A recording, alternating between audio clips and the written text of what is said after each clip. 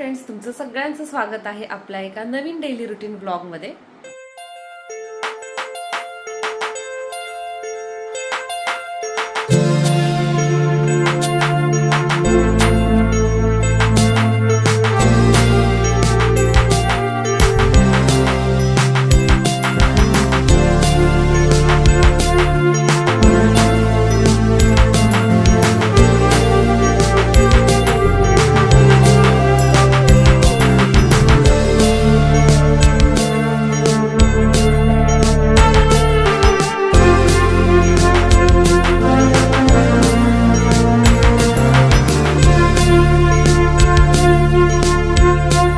आमचं सगळं आहे ना उन्हाळा काम चालू आहे.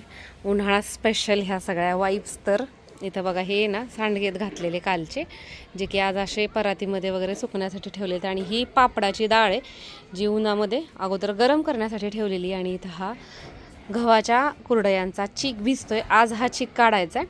हे आजचे सांडगे. आणि त्याच्यानंतर आहे ना इथं आज आम्ही हे करणार आहेत, भगर आणि बटाटा नाही घातला आईंनी, भगर आणि शाबूच्या चकल्या. काय झाले, ऊन जास्त झाले आणि हे मिश्रण पण थोडंसं गरम आहे, तर त्यामुळे आई म्हटल्या की बाहेर आतमध्ये फॅनमध्ये थोडंसं हे गार करून घेते आणि मग नंतर आपण घालू. कारण की चकली घालायचं म्हटल्यावर एवढं काही नाही, थोडंसं गार झालं मिश्रण तरी पण. आणि ह्या ज्या शेवया आहेत ना, ह्या शेवयांच्या पण मी ऑर्डर घेत होते बरं का, पण आता घेत नाही. कारण की ट्रान्सपोर्टमध्ये खूप प्रॉब्लेम येतो ह्या शेवयांचा. खरं तर असं तुटफूट होती, नासतूस होती, तर त्याच्यामुळे मशीनवरती तयार केलेल्या आहेत. आणि गव्हाचं पीठ आणि रवा अशा ह्या मिक्स आहेत, आम्हाला खाण्यासाठी केल्यात. पुन्हा शेवया चांगल्या वाढतात. कर की शेवया तेवढ्या. सकाळी स्वयंपाक म्हणजे काय म्हणते, थोड्याशा चपात्या राहिलेल्या करायच्या. गॅस संपलाय, नानांना म्हटले नंबर लावा. लावलाय का बघा, गॅस आल्याशिवाय शेवयाचा भात कसा होणार. काहीतरी पर्याय असेलच का तुझ्याकडे? चुलीवर चुलीवर नाही, पण तू काय करते, वस्तू असलेले विसरून जाते. होय का? हा, तुझ्याकडे वस्तू आहेत त्या लक्षात राहत नाही का? हा होय. शेवया शिजवायच्याच आहेत फक्त. बरोबर, चालते, करू शकतो आपण. कसं करायचं ते मी दाखवते गॅस नसताना. माझ्याकडे आहे 600 वॅटची 1.2 लिटर कॅपॅसिटी असणारी Agaro regency multicook kettle with steamer. केटलसोबत आपल्याला 4 ॲक्सेसरीज मिळतात. सगळ्यात अगोदर तर हे आहे स्टीमर. याच्यामध्ये आपण मोदक, मोमोज किंवा काही आपल्या व्हेजिटेबल्स असतील तर त्या वाफवून घेऊ शकतो. सोबतच आपल्याला अशा पद्धतीचं ग्लास लीड देण्यात आलेलं आहे, जेणेकरून आतला पदार्थ कशा पद्धतीनं तयार झालेला आहे हे आपण वरूनच पाहू शकतो. तुम्ही जर नॉनव्हेज खात असताल तर याच्यामध्ये अंडी उकडून घेऊ शकता, आणि व्हेज असताल तर बटाटे, टोमॅटो अशा पद्धतीचे पदार्थ उकडण्यासाठी आपल्याला याचा उपयोग होतो. त्यानंतर हे अशा पद्धतीचं आणखीन एक त्यांनी स्टेनलेस स्टीलचं रॅक दिलेलं आहे. हा आहे प्लास्टिकचा बाउल. याच्यामध्ये आपण ढोकळा, इडली अशा पद्धतीचे पदार्थ तयार करू शकतो. याचा सरफेस असा वाईड आहे, त्याच्यामुळे कुकिंगची प्रोसेस करणं आपल्याला जास्त सोयीचं जातं. सोबतच इथे अशा पद्धतीचं पॉवर बटन देण्यात आलेलं आहे. केटलच्या खाली 360 अंश डिटॅचेबल असा पॉवर बेस देण्यात आलेला आहे. आणि तुम्ही इथं बघू शकता, अशा पद्धतीनं आपण आपल्या सोयीनुसार ही केटल फिरवू शकतो. केटल बंद आहे. याच्यामध्ये आपण पाणी ओतून घेतोय.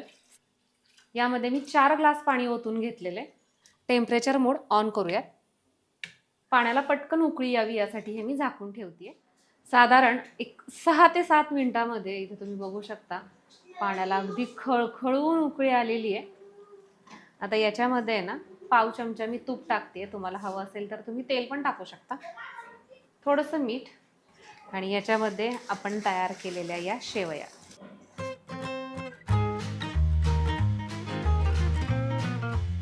शेवया शिजण्यासाठी जास्त वेळ लागत नाहीत.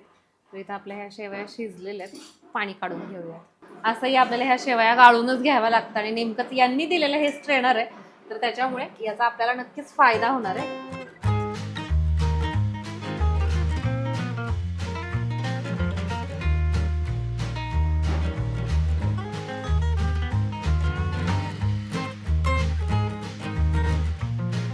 याची स्वच्छता करणं सुद्धा खूप सोपं आहे. आपल्याला हे बेसिनमध्ये धरायचं नाहीये. थोडंसं पाणी टाकून घेतलं. जे कोणतं तुम्ही लिक्विड वापरता भांडे घासण्यासाठी ते थोडंसं टाकून घ्यायचं आणि हे आपल्याला घासून घ्यायचंय.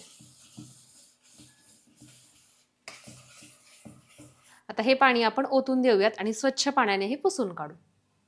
आणि आता हे आपण एका सुती आणि कोरड्या कपड्यानं पुसून घेतो. पुढच्या वापरासाठी आपली केटल तयार झालेली आहे. कुठल्याही परिस्थितीमध्ये केटलचा खालचा भाग सोबतच हा जो पॉवर बेस आहे ना, तो आपल्याला ओला करायचा नाहीये. घाण झाला तर सुती कपड्याने तुम्ही पुसून काढू शकता. केटलची लिंक डिस्क्रिप्शन बॉक्समध्ये देत आहे. जर तुम्हाला हवं असेल तर तुम्ही चेक करू शकता.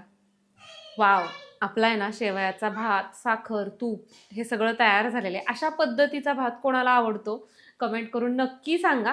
आमच्या घरामध्ये आहे ना उन्हाळा सुरू झाला रे झाला एकच असतं सगळ्यांचं वाक्य की शेवया कधी तयार करायच्यात. आमच्यात आहे ना उन्हाळ्याच्या दरम्यान जवळजवळ 3 ते 4 वेळा आम्ही शेवया करून आणतो. आमच्यात खूप आवडतात. आधी ह्यांना देते, ह्यांना भूक लागली.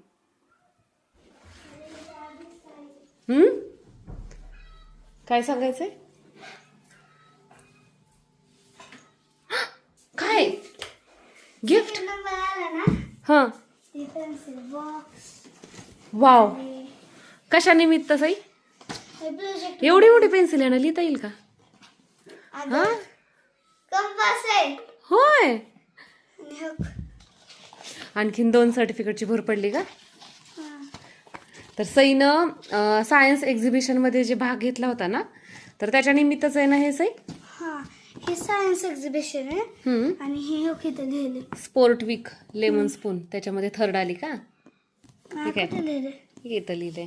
आणि हे सायन्स एक्झिबिशनचं इथं 2nd आली आहे. कॉंग्रॅच्युलेशन्स. सई खूप एक्सायटेड होती माहिती का? किती दिवस झालं बिचारी वाट बघत होती ह्याचीच. हे काय? आज तर खूप काय काय काय काय झाले सई शाळेत. तुमची काय जी पार्टी होती ती केली का? हो, काय केलं? आम्हाला वडा पावभाजी आणि समोसा. समोसा नाही, मग गुलाबजामुन. ऐश, थांबा एकच सेकंड. आणखीन काय दिलंय का? नाही, मग रोहितला पण होतं का? लोहितला भेटले सर्टिफिकेट. नाही नाही ते छोट्याला ना उद्या भेटले होय. सर्टिफिकेट भेटले लोहितला. आज तर मग मज्जाच झाली. आणि तुम्हाला नाश्ता कशामुळे होता शाळेत? नाश्ता म्हणजे तेच जेवण असं जे काही तुम्हाला दिलं तर त्याला नाश्ताच म्हणतात ना. हा, कुणाचा तरी बर्थडे होता. होय का? असं देत. सई शाळेत येते नाही तोपर्यंत लगे मुलं खेळायला यायला लागले का? रोहित आणि सई एकाच शाळेत आहे. रोहितने पण कपडे काढले नाही. रोहित आज काय काय खाल्लं शाळेत? वडापाव भेटला. आव, वडापाव. वडापाव कमी पडला काय? वाव, मी पण यायला पाहिजे होतं काय आज शाळेत? खूप भेटले, आम्हाला तर नाही भेटलं एवढं. हा, वडापाव आमच्या बालीला वडापाव चुकला असशील रे मोजायला. निधीच्या शाळेत काय नव्हतं का आज? अरे अरे अरे अरे, तपासणी होती तपासणी कसली? शाळेत. अरे देवा, आजच्या दिवस तू ह्यांच्या शाळेत गेली असती तर चाललं असतं की नाही बाप्पू? हा,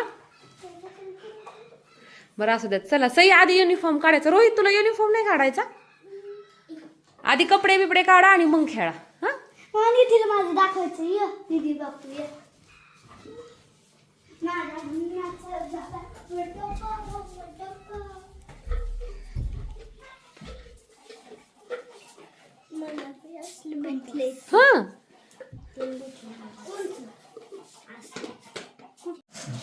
कलिंगडाच्या बाबतीत आहे ना असं नेहमी होतं बरं का. आपल्याला असं वाटतं की आपण जे कलिंगड आणलेलं आहे ना ते छान मस्त लाल बुंद आहे. आणि का काय माहिती, बाहेरच्या उन्हात आहे ना हे कलिंगड असं लालच दिसतं. फक्त घरात आणल्यावरच ह्याला पांढरा कसा काय रंग येतो काय माहिती. आणि त्यातल्या त्यात नवऱ्याने आणलेलं असं मग तर काय नाही. तुम्हाला कलिंगड बघून आणता येत नाही असं रे. मग काय तर आता हातलं काय कळतंय? आणि कलिंगड आहे ना छान मस्त. माणूस आपल्याला वरनं बघून सिलेक्ट करून आणलेला असतो, आतमध्ये कसा हे नंतर लक्षात येतं. मी कशाबद्दल बोललं कळलं का? कळलं कळलं कळलं. कळलं कळलं.